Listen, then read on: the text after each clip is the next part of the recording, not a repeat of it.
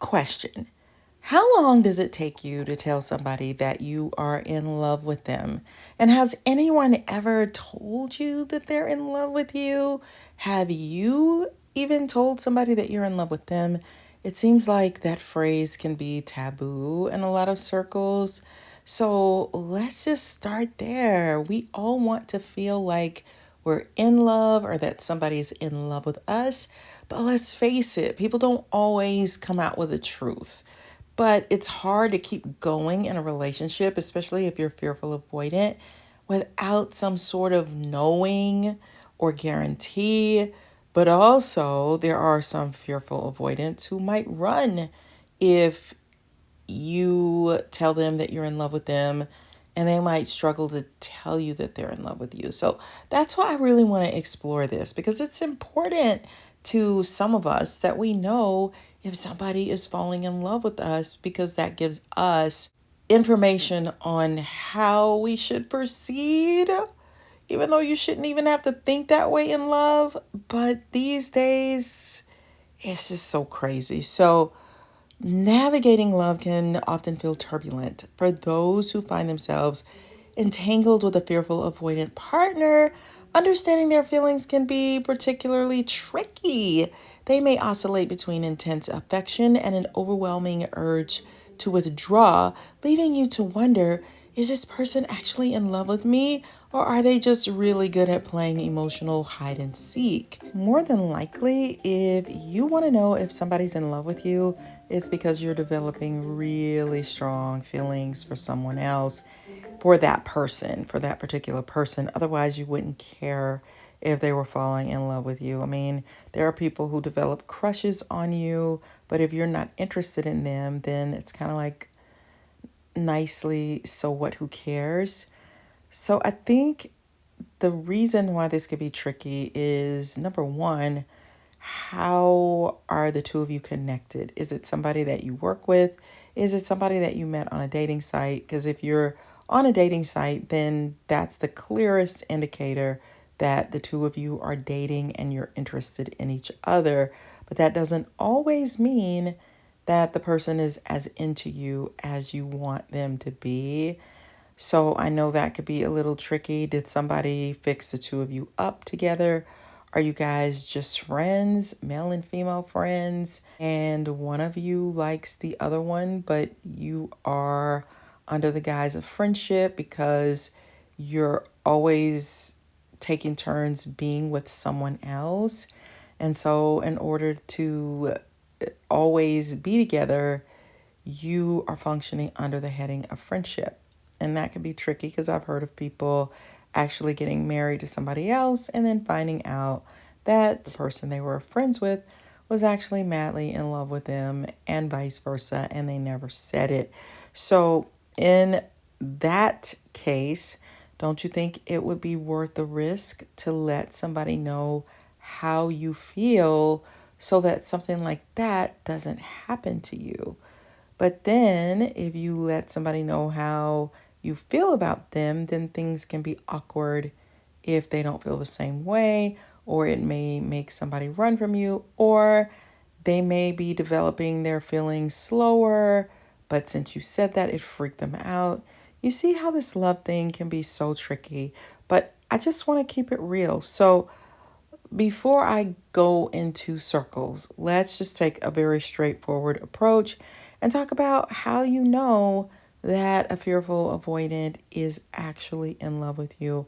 Number one, clear sign, they show affection. They may not show affection all the time, but they at least show it sometimes. So you might receive a flood of affectionate texts only for them to go silent for days. And see, that's where the confusion comes in. So it's like they're running a marathon of love, but they keep stopping for snack breaks, emotional snack breaks. They might care, but their fear of intimacy makes them hit the brakes just when you think you're getting somewhere. So when they're showering you with love, enjoy it. Just don't be surprised when they play hide and seek right afterwards. I know it's super frustrating. Not all fearful avoidants function with that much up and down. However, just keep it to, are they affectionate with you? If the answer is yes, that could be a clue that they're falling in love with you. Number two, they struggle with vulnerability. I remember the first guy that I fell madly in love with. I remember he would talk about that all the time, about being vulnerable. And I was quite a bit younger than him. And so I would try to pretend like I understood things that I didn't. And at the time, I had no idea what vulnerability meant. But today, vulnerability for me means that you kind of take a risk. Not kind of, but you open yourself up to the possibility of being hurt. You open yourself up to taking some risk for love because it's that important. It also means that it's scary, but you do it anyway. You push through even though this person could really hurt you. So somebody who's fearful avoidant, of course, they're going to struggle with vulnerability. So vulnerability, what's that? For a fearful avoidant, opening up can feel as daunting as asking a cat for a high five. They want to connect, but the thought of being emotionally naked sends them running for the hills, preferably with a cozy blanket and a Netflix binge. If they're inching towards vulnerability, give them a gold star, but don't expect them to start sharing their deepest fears anytime soon. And why would a fearful avoidant not want to share with you their deepest fears? It's because it's hard to talk about. When they talk about their deepest fears to somebody, it feels scary, it feels bad, it feels like you might leave me if I am human, if I tell you how I feel. However, I will say, if you want to deepen a relationship with someone, it is important to share some of your deepest fears. That actually brings them closer to you. So if the goal is to bring them closer to you, then go ahead and share your deepest fears. Remember, you got to take risk. Doing the opposite of that is going to push them further away because they're not going to get to know you on a deeper level, which makes them feel quite special. They create distance. What does distance mean? For fearful avoidant, one of their things that they do is distance. They push away. And they push away because they are afraid. And also because their other side is to come closer to you. At a certain point, they can it could be like filling up a pitcher of water. If you keep filling it up, eventually it starts to spill over. And what do you do when it starts to spill over? You stop. You might need to pour some out or drink some of it before you can take more in. And so sometimes they can be in that filled up phase and they need some time to let their emotions settle some. Take in what you said. Do some thinking, some retreating, some reflecting, some self-reflecting. It helps them to build up their confidence again and figure out, okay, what direction do we want to go in now? It also lets that fear subside and quiet instead of being on overdrive. So if you've ever felt the sting of their sudden withdrawal, congratulations, you've unlocked the fearful avoidant withdrawal achievement. When things get too close for comfort, they might create distance faster than a magician can pull a rabbit out of a hat. But don't let that fool you. Their heart may still be invested, even if their feet are trying to make a hasty exit. So number 4, they want to be loved, but fear rejection. There's that push-pull thing again that they are notorious for. So they do want to feel loved. They crave it. They need it. They want it. But they are afraid of you rejecting them. So it's kind of like if you have a dog and he's walking forwards and then he gets smacked and that keeps happening. He's walking forward and then he gets smacked, eventually he's going to stop going forward. I remember meeting someone who had a dog and they were going to let me pet their dog, but the dog was terrified of leaving the house. And that's probably because the dog had probably been pinched. I mean, I hate to say it, or threatened, or yanked, or yelled at, or screamed at for leaving the house. So even though she was giving the dog permission to let me pet him because I was outside our house, the dog was shaking and could barely take a step, but he was wagging his tail because he really wanted to. And that's kind of how I think it is for them. It's like, I want to be loved, I want to be petted, but rejection is a big deal for them. It's kind of akin to that fear of abandonment that they feel. So the irony of a fearful avoidant is that they crave love, yet fear it like a cat fears water. They want to be swept off their feet, but are terrified of the fall.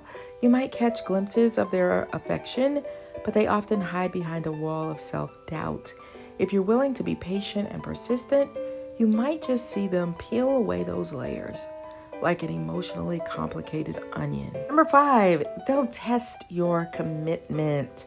What does it mean to be committed to somebody? It means that you're all in, that they can trust you to be there for them, with them, that you're not going to bounce, that this is our thing. Like, we have decided that this is us and this is what we're doing, and we want to be in a relationship with you.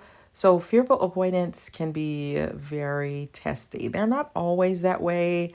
A great way to not get them to test you is to be consistent and persistent and steady. And they may test you until they understand that you're going to be consistent and persistent no matter what. So beware. When a fearful avoidant is in love, they might put you through a series of tests that feel more like an obstacle course than a relationship. They want to know if you'll stick around during their emotional flip-flops. So if they throw a curveball your way, consider it a compliment.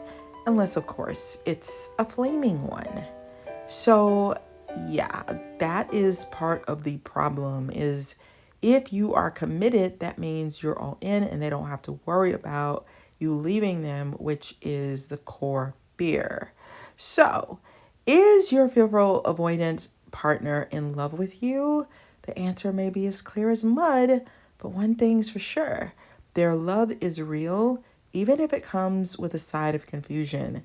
By understanding their quirks and fears, you can navigate this complex terrain with a bit of humor and a lot of patience.